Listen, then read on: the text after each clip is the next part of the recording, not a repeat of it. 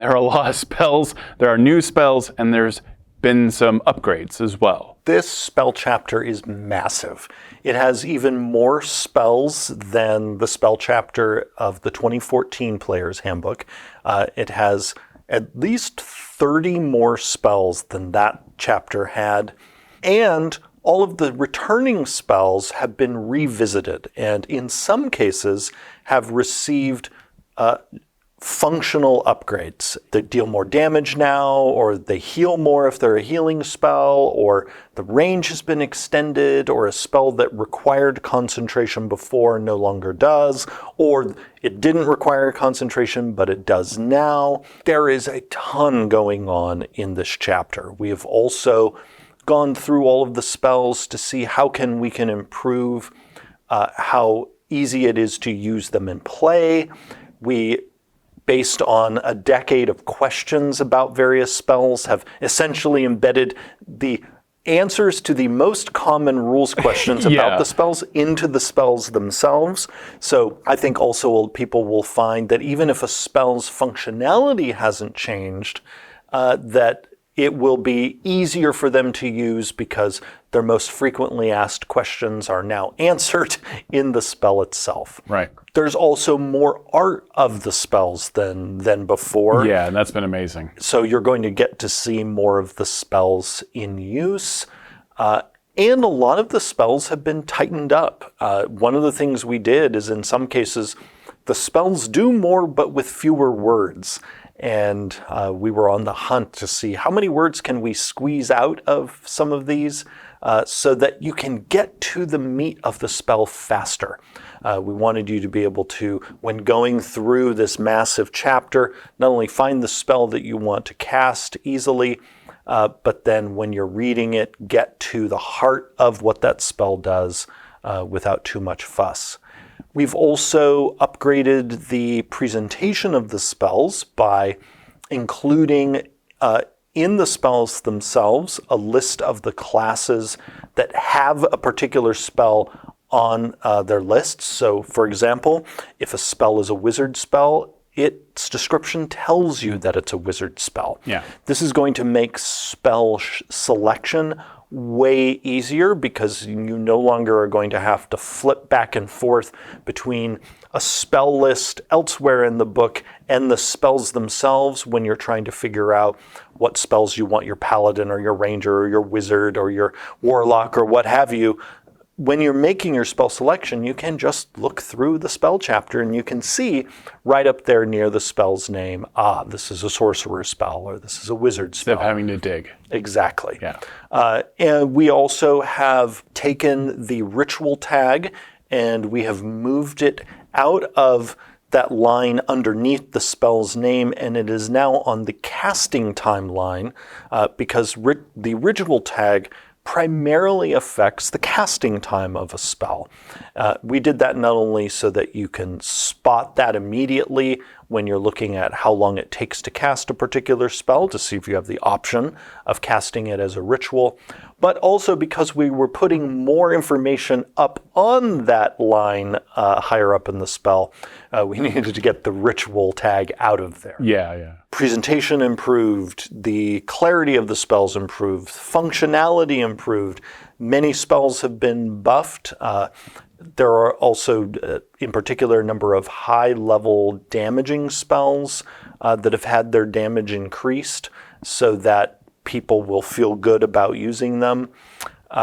Flame Strike now deals more damage, as do, and again, a number of other higher-level spells.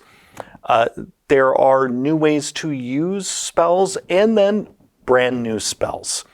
Would you like to hear about some of those? I would love to hear about those. So a number of the new spells, some of them people saw versions of them as a part of the Unearthed Arcana process. And also some of the new spells originally showed up in books like Xanathar's Guide or Tasha's Cauldron. But even spells that appeared in those books first that now are new spells in the Player's Handbook have often seen upgrades either in functionality or in clarity or both. One whole group of spells that are new to the Player's Handbook are summoning spells. And we took the summoning spells that were very popular from Tasha's Cauldron of Everything, imported those into the Player's Handbook, and then upgraded them. Yeah, there's even more options now, and this is one of my favorite things when it comes to the spells, because it's just immediate. These have stat blocks in them. You don't have to go hunting through the monster manual. You have everything you need within that spell, and there are options within that spell. And those stat blocks now also have the upgraded stat block format that appears not only in this book's creature appendix, but also in these spells. And so these monsters are going to be easy to use at the table. Most of these summoning spells also now have art. So people will get to see at least some of the versions of critters that you can summon with the spells. And I think these are going to be a ton of fun for people to use at the table. You know, you can summon a construct, you can summon dragons, you can summon undead. So virtually anything you would want to summon, and they come with a stat block in that spell. Yes. And, beasts, fae, it goes on and on. Now, because we included these summoning spells, we ended up redesigning the conjure spells that were in the 2014 Player's Handbook. Right. Because in the 2014 Player's Handbook, we had, spells like conjure fae, conjure celestial, that sort of thing.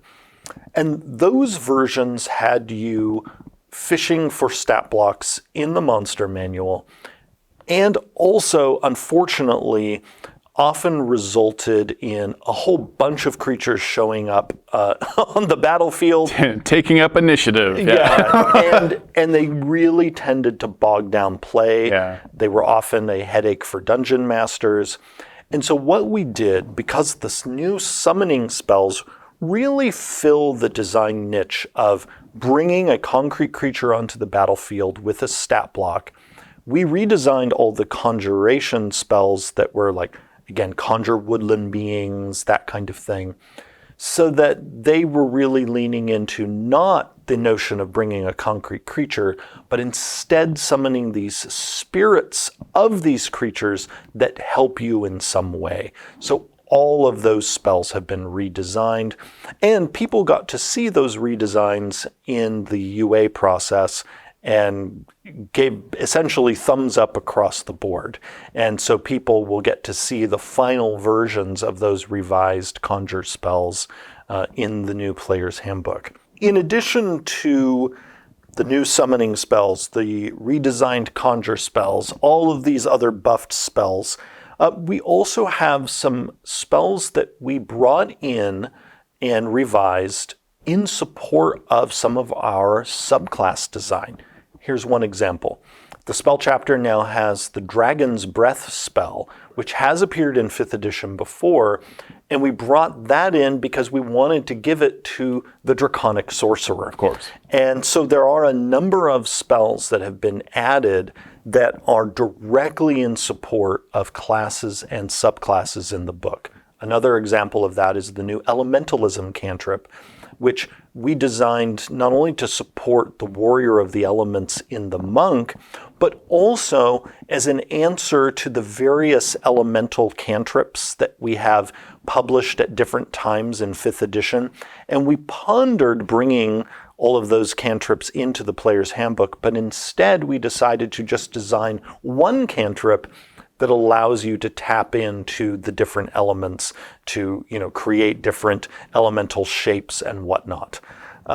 We also have fun things like Steel Wind Strike that people have really enjoyed for the Ranger, now a part of the core game. And also spells that people have never seen before, not even in Unearthed Arcana. And these spells, a number of them are connected to named spellcasters in the D&D multiverse. We've already talked about in one of the videos Yolan's Regal Presence as one of these new spells, but we also have Jolarzi's Storm of Radiance. Jolarzi is one of the Circle of Eight, that same organization of wizards that Mordenkainen and Bigby are parts of. And she now has one of her name spells here in this book. It was also fun to include Jalarzi, not only because we could get one of her spells into the book, she also appears in art, and also, this will be of interest to you, Todd, as a lover of warlocks. Jalarzi is also notable in the Circle of Eight because she is a warlock, not a wizard, and she is specifically a celestial warlock. Oh, boo. And her spell is all about channeling this radiant power. I didn't mean to boo Celestial Warlocks. Celestial Warlock is awesome. We also have a brand new spell associated with Tasha. We have Tasha's Bubbling Cauldron, a higher level spell that when you cast it, summons up a big cauldron and you can dip vials into it and get potions out of it. Perfect. So this will now be the fastest way to get potions is with Tasha's Bubbling Cauldron. There are also favorites that have migrated into the book, like Toll the Dead. That cantrip is now part of the core game. Synaptic Static. Yes. We also have new cantrips that people got to see in Unearthed Arcana, like Starry Wisp and Sorceress Burst. Those have made it into the core game. Mind Spike, Mind Sliver, Ice Knife, Vitriolic Sphere, Word of Radiance. Those are among the spells that have now graduated to being in the game's main rulebook. We also, again, could probably talk for hours and won't about all of the spells that have had significant changes. And there have been, right? Like there's some have had significant improvements. Maybe it's like something to do with action economy or wasn't quite hitting that sweet spot. Do you have a few examples of that? Well, among my favorites are the improved healing spells. So healing spells have been upgraded, Cure Wounds, Healing Word, and so many others, so that now if you decide to spend your bonus action or action healing, you're going to, more often than not, feel better about doing so than you did before. We have some healing spells like Prayer of Healing that not only saw that sort of boost, but also now Prayer of Healing, with its 10-minute cast, lets people have the benefits of a short rest. Now, you can only enjoy that benefit once per day. Still, that is a major upgrade for that spell. People are also going to see cantrips like Blade Ward, Resistance, Guidance, having either different functionality or better functionality or both. Guidance, for example, you now choose a particular skill when you cast Guidance on a person, and you then concentrate, and while you're maintaining your concentration, the person will get a bonus to any ability check they make with the chosen skill. We've made it so that Resistance and Blade Ward might actually see use in play, since those two cantrips have spent a whole lot of the last 10 years often not being used. Yeah. And that is something that was on our mind as we went through the spell list. It was not only seeing what spells are not delivering the power they should be delivering and making sure that they were, and in some very rare cases seeing which spells are over-delivering, but then also seeing what spells have seen very little use, particularly lower-level spells, and what can we do to really just make them more enticing. Then on the other end of the spectrum, when it comes to high-level spells, we're less concerned about how often they're used, because high-level spells are often much more circumstantial. It's also rarer for people to be at the level where they can cast those spells, but it was still important to us to make sure that those spells, when you do get to be high enough level to cast them, or if you're a dungeon master and you're having a monster cast those spells, we wanted to make sure that they were delivering the goods for their level. And we also made sure that those spells were as clear as possible, because some of those high-level spells are complex, and we wanted to make sure that, when you finally get there and are able to cast those spells, you can actually decipher what the heck they're doing. Right. We also, in some families of spells, made sort of changes to the whole family. I already mentioned us making changes to the Conjure family of spells. Similarly, we've made changes to the shape-shifting family of spells. So when you get to polymorph, shape change, true polymorph, you're going to see that none of these spells give you anymore a second pool of hit points. They now do something that actually I talked publicly about years ago, where I shared publicly that I wished we had made those spells give you temporary hit points. And so now that is indeed what they do. So rather than you essentially having two different hit point pools, your own pool and the pool of the form that you have transformed into, you now keep your own hit points, and instead you get some temporary hit points based on the form that you are shapeshifting into. We have also standardized the wording that we use for some of our spells. So we use shape-shifting wording much more consistently for any spell that involves shape-shifting. We implement the new emanation area of effect. We also are much clearer about how we're using various conditions, damage types, and so forth. I think what people are going to see when they dig into this vast sea of spells is not only a whole lot of fun, some of it new or old fun that has been enhanced, but they're also going to see that the entire collection is simply easier to deploy at the table, whether you are playing a player character or you're the dungeon master playing a spellcaster, because one of the things that is always important to remember about the spell chapter is, unlike, say, the class chapter, which is the biggest chapter in the player's handbook, the spell chapter, which is the second largest, isn't just for players. Yeah. The spell chapter is the repository of spells for the whole core game. And the dungeon master often needs that part of the player's handbook just as much as the players do. And so there are parts of that spell chapter that are primarily for the DM. A great example of that is a spell like Guards and Wards.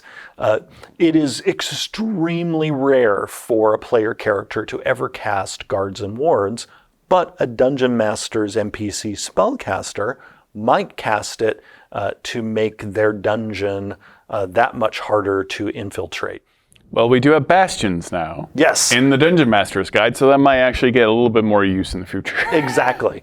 But even a spell like Guards and Wards, we have fine-tuned in the new Player's Handbook. Wish has been fine-tuned.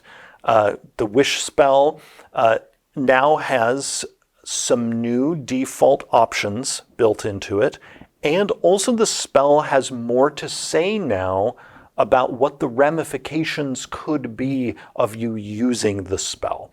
And there is even in the spell now specific guidance on what happens should you try to use the spell to affect either the city of Sigil or the Lady of Pain. And so please... I love a Lady of Pain caveat. Yes, and a Wish spell. There is a specific Lady of Pain bit now in the Wish spell. And many of the spells, even when they don't have much of a functional change, sometimes have a fun bit of flavor change, whether it's the bit about the Lady of Pain in the Wish spell, or it's new details in the component part of the spell, or new flourishes about what happens if the spell fails. So I look forward to people spending time with the new spell chapter and discovering the number of fun Easter eggs and winks and other things that we have planted throughout the chapter for people to enjoy over the years ahead, because we know the spell chapter is a chapter that people come back to over and over and over again. And so we like to make sure there are goodies for people to discover there. And we have a very similar approach to the magic item chapter of the Dungeon Master's Guide. Of we put in not only, the sort of the things people expect to find there, but also we like to put in fun little surprises. Is there any other spell that really stands out to you that is like, oh, this is so much better? This is going to get you so much more. Two that right away, looking at the list, that I encourage people to look at to really see the kind of new fun that we've added are Chromatic Orb and Cloud of Daggers. So I'll start with Chromatic Orb. In that spell, it still lets you choose damage type like you could before. Right. But the thing that we added in is now the orb can bounce. And so now it can potentially bounce from one target to another. So that's what I mean, that this chapter is filled with sort of new little bits of fun that we've worked into various spells. Similarly, in Cloud of Daggers, this spell now lets you move it. I, as a player, when I have cast Cloud of Daggers, that is often my main frustration with it, is I cast it, and then the monsters move over there. Yeah. Or even when I cast Cloud of Daggers in Baldur's Gate 3, I, as a player, I'm like, I want to be able to move it. So when we got to finalizing the spell chapter, we made it so you can now move Cloud of Daggers.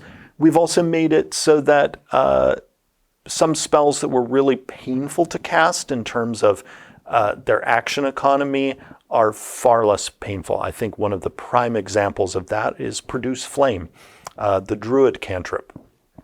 That cantrip was really painful to set up. Like, once you got it going, it could be fun to hurl the fire. Now it is way easier to cast it. And that is actually, funnily enough, another one where it was not only painful to cast in the tabletop game, but when I was playing Baldur's Gate 3, was excruciating to cast in Baldur's Gate 3. And it was actually while playing Baldur's Gate 3, I thought, we are going to redesign Produce Flame so that it will not be, there will not be this much friction to cast this cantrip. And the art is stunning, and this is one of my favorite things about the art that gives you an example, is because often you're showing, of course, the caster, the person who made this spell in the first place, casting the spell. Like Melf is casting Melf's Acid Arrow. As primarily a Warlock player, I'm super excited to see, Armor of Agathis, and also, Arms of Hadar. Things like that shown that I've never seen really. And those two spells are in the same painting. Yeah, a lot of these paintings have two spells going off at the same time, Yep. and it's fantastic. You see, Everard's Black Tentacles being cast. By Everard. Yeah, by Everard. You see Fireball going off and burning a lot of spiders, and probably a lot of spiders on the periphery. And it's this stuff like that I think helps set up players' imaginations. Similarly, you'll be able to not only see Magic Missile being cast, but the wizard who's casting it has mage armor on. Yeah. And it's a rare case for us to actually show mage armor. A number of the paintings, in their captions, they'll identify the main spells that are being cast. But there are even a few cases where there are other spells in the image as well that we don't highlight in the caption. There's a charming painting for scrying where one person is casting scrying to talk to their mom, and their mom is casting scrying to see them. So it's like FaceTime. And that is specifically what I asked for. So with that image, when working with Emi Tanji, the art director, as well as Josh Herman on this book, I specifically said, I really want a scrying image where it's the wizard and his mom FaceTiming. Yeah. And that's what we got. It's very charming. Every piece of art in this entire book is telling a story, and that's what I appreciate. Or it's a moment in the adventure, or right before combat, or after combat, or it's demonstrating something you always kind of wondered about. So I love seeing spell art anytime I can. And in the history of D&D, sometimes it's not been clear what that spell is in art. Yes. All the way back through the editions. Sometimes it's just a laser beam, but not defined. But now you're getting definition. If we could have added another 32 pages to the book, we would have had even more art. But the book was already 384 pages with more art than a player's handbook has ever had before. Well, luckily we have a lot more books coming out after this too. So if you need more spell art, there might be more spell art in those. When you pre-order the digital physical bundle, you also get an exclusive digital Gold Dragon Mini for our 3D virtual tabletop, the Dragons of D&D Digital Art Book, 15 dice sets, 34 frames, and 15 backdrops. And if you pre-order the digital 2024 Player's Handbook on D&D Beyond, you get exclusive bonuses, 12 sets of digital dice representing each class, 10 new frames, and 5 new backdrops. And all of those Player's Handbook bonuses are available right now on D&D Beyond. You can find the links to all of that in this video description. Thank you so much for watching. We have a ton of video content coming out about the new Player's Handbook and all the new core rulebooks, the new monster manual, the new Dungeon Master's Guide. So be sure to check out all of that content. And thank you for watching.